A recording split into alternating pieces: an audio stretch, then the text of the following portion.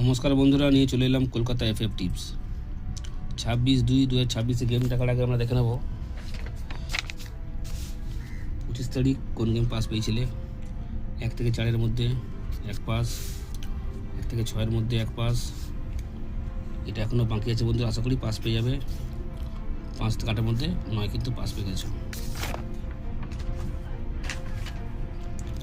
1 থেকে 4 বাজি 1-এর পাত্তি হবে 1, 2, 8। এখানে রাখবো 2কে। 2-এর পাত্তি হবে 6, 7, 9।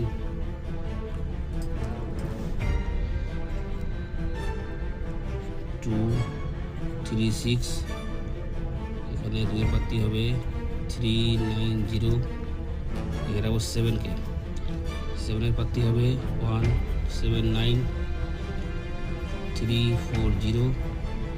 এখানে রাখবো 9কে। 9-এর পাত্তি হবে 2, 7, 0, 1, 3, 5।